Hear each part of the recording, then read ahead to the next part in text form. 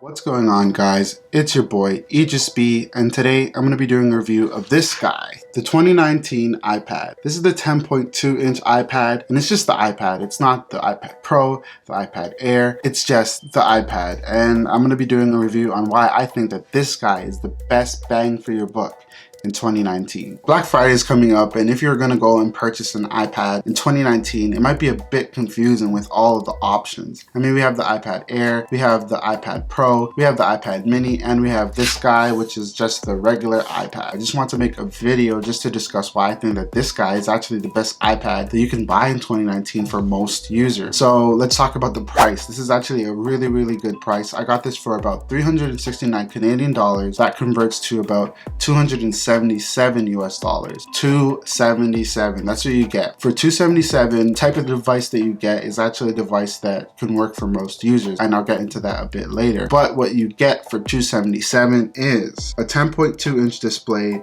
with 264 pixels per inch, up to 500 nits brightness. It has an A10 Fusion chip, and I'm going to talk about that later. It has an 8 megapixel camera on the behind and a 1.2 megapixel in the front. So it has stereo speakers. It is the first generation Touch ID, 10 hours of battery life, which I will also talk about in a bit. Let's talk about the display increase. So the previous iPad was actually 9.7 inch. That was for the 2017 version and the 2018 version, and most of the iPads before that were 9.7 inch. They bumped it up this year to 10.2. Now, do you really feel that difference? I honestly don't really notice a crazy amount of difference. It doesn't make it's not a game changer for Netflix or YouTube or content consumption, but you do notice that increase, and any increase is welcome in my opinion. I found that I actually liked using it in landscape mode rather than portrait mode with the display increase. While we're on the topic of the display, the difference between this iPad and the iPad Air, for example, is that the iPad Air, it has a laminated display. That means that there's no gap between the display and the glass, the front glass. It's just like you're writing on paper or you're just reading paper. So it doesn't seem like there's a glass. With this device, there's a gap.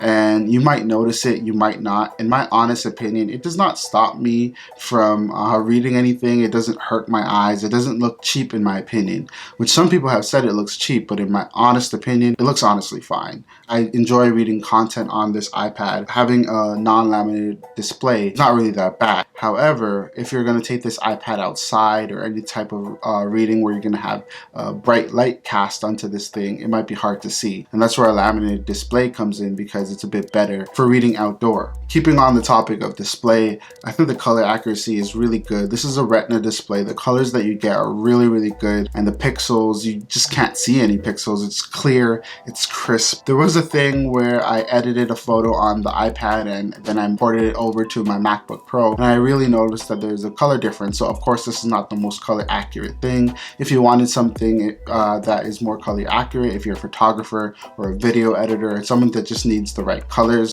you should look at the iPad Air or the iPad Mini or the iPad Pro. With this device, it has iPad OS or iOS 13 if you want to call it, but it has significantly different changes from the previous iOS version. For example, you can download files directly onto the iPad. You can use Safari and open two windows at once side by side in the same browser window. So this is not two different apps. This is Safari, where you could split screen two different Safari tabs. That's actually quite useful if you're doing research or anything like that and you need multiple sources, or if you just have YouTube on in one window and on the right window you're just browsing and online shopping. That's very convenient. Other things about iOS 13 that changes the game with this iPad, or just iPad OS in general, is that it has a system-wide dark mode, it has a new photo app, it has a new photo editing interface, and the reminder app is revamped. But just in general, the iPad has come a long way just from being a bigger iPhone screen into something that really you can use if you're a professional or just somebody that needs a bit more out of a tablet. That's why I like this guy. I'm able to access my desktop apps for any files that I might not have with me on this iPad using the File app, and I could download it, edit it in Lightroom, or anything that I really need to do, I could do it just from this guy. Another thing I want to speak about for iOS 13 is the desktop class browser. This has a lot of benefits and some things that you might not actually think of right away, but one of the benefits of having a desktop class iPad is pretty much you do not need to download certain apps. For example, I don't really need a banking app anymore on my iPad if I could just go to Safari and use a fully desktop class browser and make payments and stuff like that. So that is really a game changer. Also, with iOS 13 and having a fully desktop class browser, if you're a creator and you need YouTube apps or the YouTube Studio app, then you could actually access that directly in the Safari browser. I downloaded Chrome and it's still mobile first, which kind of sucks. So I'm hoping that Chrome could update that in iOS 13, because as much as I love Safari, I think Chrome is a bit better. Moving on to some other features of this iPad is the camera. And to be completely honest and to save your time, don't buy an iPad for pictures. Just use a phone, use anything else. Do not use a tablet for photos. It looks tacky and it'll always look tacky. Even if you have the iPad mini, do not use it. This is the same camera from the iPhone 7, I believe. But yeah, it's really not that great as a camera device. You do not buy these iPads for cameras, you buy it for other things. Even if you're gonna get the iPad Pro, you wouldn't really want the iPad for taking pictures with. It's too big, it's too unwieldy, so what's the point? Let's move on to the design of this thing. So this thing still has the design of the 2017 iPad and most of the iPads before that. The only difference is, as I mentioned, is a 10.2, and on the side there's the smart connector. And as much as I love Apple's designs, and they're honestly the leader in design of tech products in my honest opinion, this thing could use a revamp, and I wish that they actually did do that. I really love the iPad Pro design. Really small bezels. On this thing, the bezels are huge. The top and the bottom bezels, really big. But it's good for if you're gaming, you can use that as grip and you won't really have palm interference in things that you're doing when you're interacting with the iPad screen. Of course, you get all the things that you're used to with Apple products. It's very sleek, very skinny, but they made it a bit too heavy. This thing is quite a bit heavier than most of the other iPads in this price range. So if you're going for something a bit lighter, you would want to go for the iPad Air. So something that I don't really like about this iPad is that Apple really saved money by keeping the same chip as the previous iPad version. This is the same speed processor as the one in the previous iPad, which is the 2018 iPad. So if you're hoping to buy this for speed improvement, you're looking at the wrong device, because it's really the same internals, except that this has 1 extra gig of RAM. So this has 3 gigs of RAM, while the iPad from 2018 and the one before that has 2 gigs of RAM.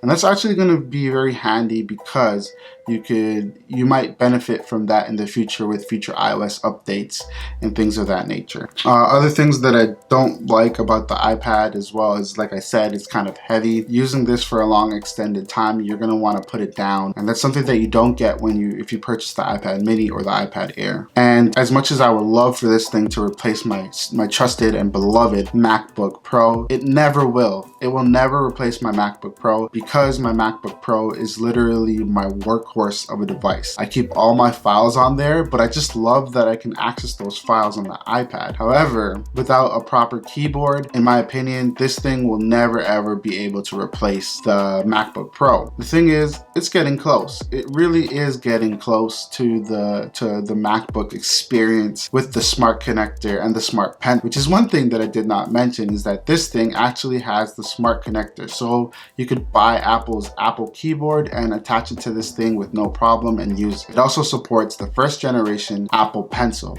but those things are really expensive. It's about half the price of the iPad itself, so you got to decide if it's worth it. If you're going to be shopping on Black Friday, you might want to look out for deals. Can't go wrong going with alternative options such as a Bluetooth keyboard on Amazon or eBay. Let's be honest, who would this iPad benefit? If you're a student, if you're somebody that is always on the go, if you're somebody that doesn't need all the extra special features of the iPad Pro or the iPad Air, then this is the iPad for you, because this iPad can actually do every single thing that every other iPad can do at a fraction of the cost. But it's also at a fraction of the speed. This thing is not as fast as the iPad Pro, so if you need that speed, you're gonna go for it. If you need color accuracy, you're gonna go for the iPad Pro or the iPad Air, but you would not go for this one. Everybody else that just has basic needs, you just need something something to work on or something to read, this is the iPad that you should go for. And what it can do is actually amazing. With, as I said, the iOS 13 improvements and the changes in iOS 13, you can do a lot with this device that you couldn't do before. And for the price, it's a gateway into the Apple ecosystem. You should buy this iPad. If you're thinking about it for Black Friday or Boxing Day or anything like that, or even just for Christmas shopping, buy this iPad. I really can't recommend it enough. There's lots of accessories. You're gonna get support from Apple. So this is the tablet that you should buy. Even though there's not really a lot of tablet options, there are a lot of tablet options in the iOS ecosystem or the Apple ecosystem. So stick with this guy. Get this iPad. I don't know what else to say. Just get it already. And that would be it, guys. Before I end the video, I just also wanted to say, please subscribe and like and comment on this video. It really goes so far. So if you can do that, please. If you don't like the video, also comment and let me know, just so I could improve in the future, but it helps me out tremendously. So that is it, guys. I will see you in the next one. Peace.